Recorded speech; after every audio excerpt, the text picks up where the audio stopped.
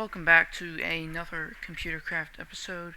I decided not to do editing per se, but just to split the actual demonstration of the product and the code and put it in separate videos.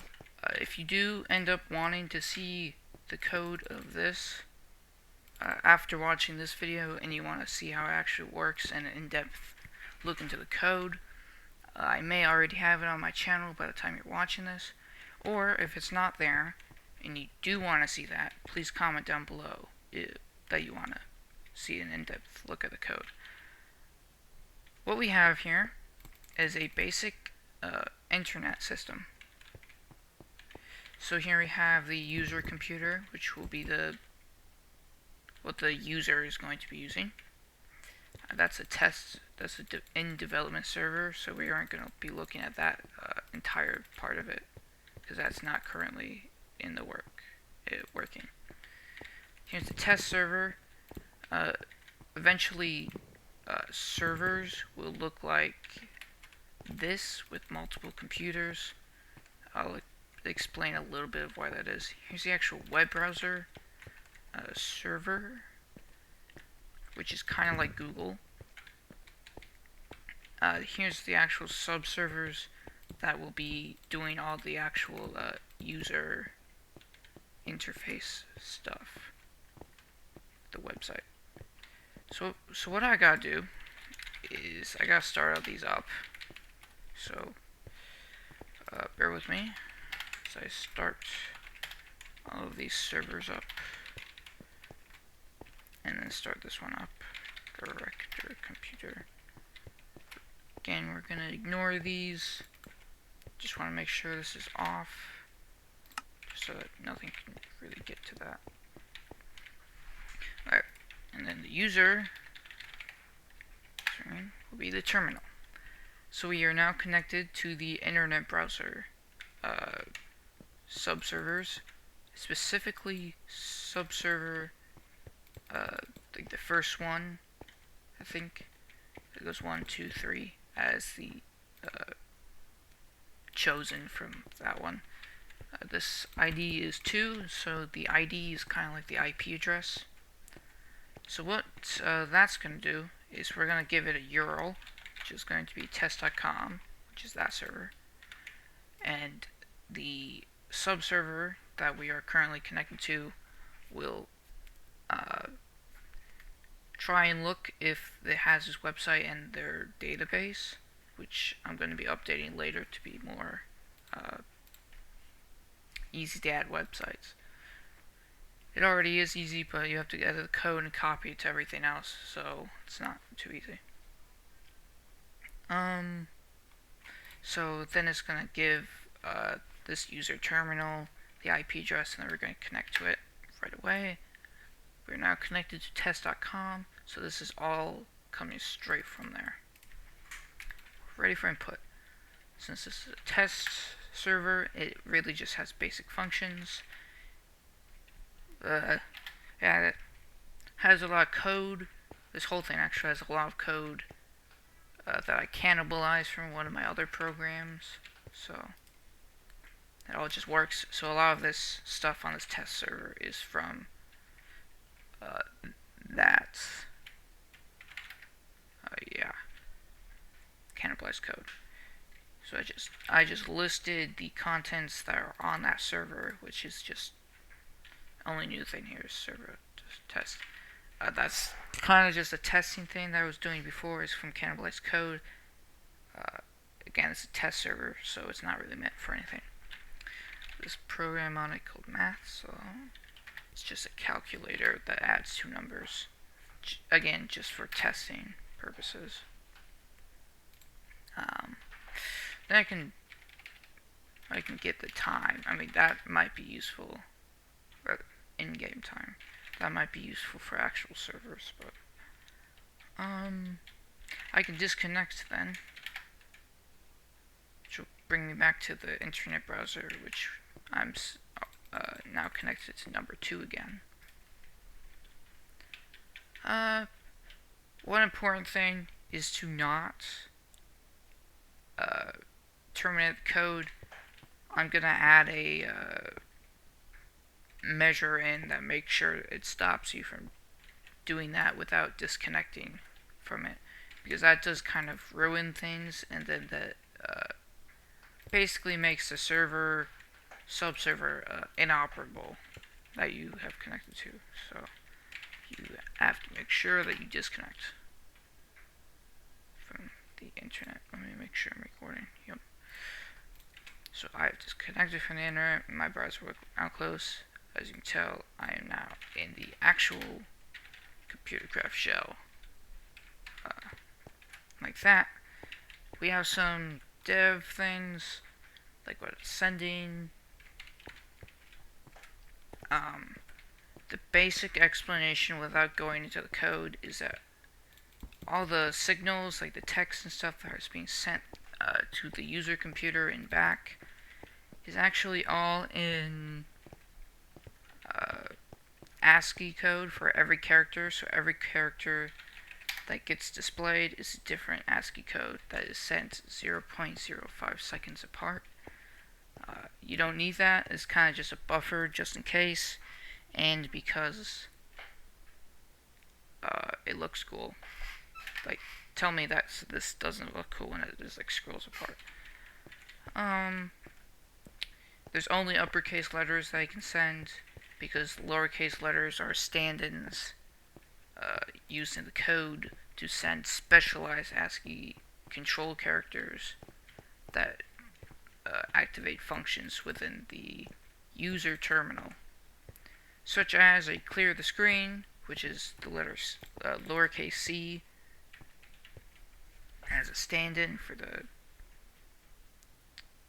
ASCII control code that it will be sending, or B, which is next line, or even A, which is in transmission, which tells this that it can now input stuff to that, and should make it wait for input. Now the basic hierarchy here is that when you first turn on, let me disconnect. It is kind of boring when it looks cool. When you first do this, and you connect to, I think it's server number 2 right now, what you're doing is it's automatically connecting to here, which, why did that happen? Okay, this is automatically connecting to the web browser server directory thing, and this splits off into here. So it connects to this, which finds an open server that does not currently have a user connected to it, and it gives them the IP address to one of these servers, which is the computer ID, and then this disconnects from that and reconnects to that really quick. It basically just changes connection to that and sends out a special alerts ASCII control character code out to whatever server it connected to. It does that for every server that it connects to, so if I connected to that one, it would also send it an alert signal, which would allow that to know that it's there. And then you like insert website, it finds the IP address, gives you the IP address, you switch over there, send an alert, and then it's basically just like a communication between those two.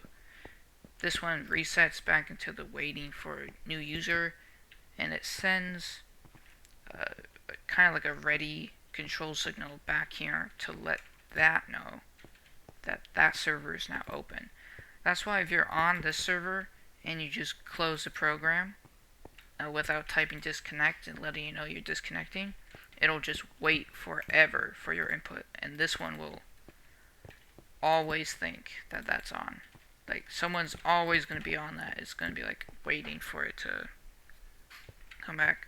So that's how like multiple users can be handled by one website, should be called. That's what this is going to be one website that can handle multiple users. This website is a test, and if you try to connect two clients to it, it's going to get really confused. And if the other terminal inputs something, if you both input it at the same time, it's going to confuse the crap out of that, because it's going to get like gibberish. if you type CLS, which is clear square on this, and type get time, it's going to get like CLGEST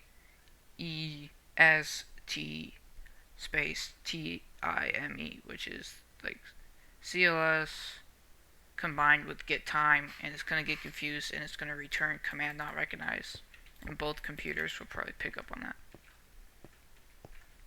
This computer will also probably receive ASCII code from the other computer, like a part of the get time, probably like the time part of it, and it will just be really confusing. That's why actual like servers for public use should be like this, where you connect to this one, which is the actual IP that's in the database, gives you it, you connect here, and it tells you to reconnect to one of these, which is open. That's the basic hierarchy. Again, once you've connected to one of these servers, it's kind of up to the server to explain or do anything. That's kind of just the display and the input. That's actually the server is the actual thing that's doing all the thinking. Or the real thinking. That's why this is really cool, because it doesn't actually need that many updates, like based on servers. So if I were to update that server to include something, and as long as I didn't need any new control values, this would be completely fine just sitting here.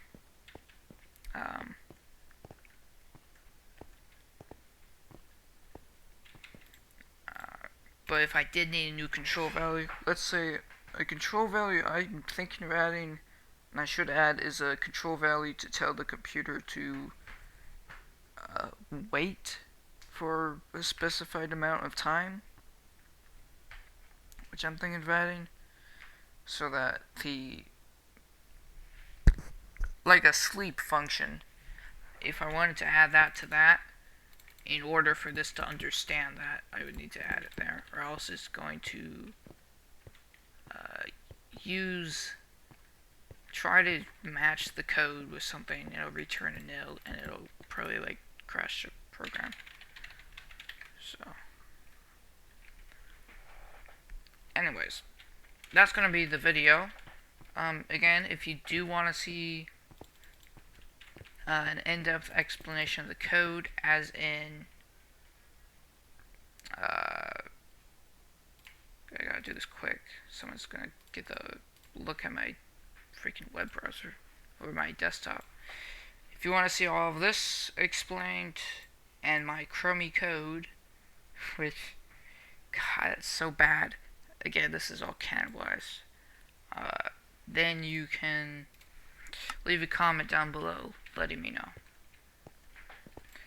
And that's going to be it for this episode of Computercraft.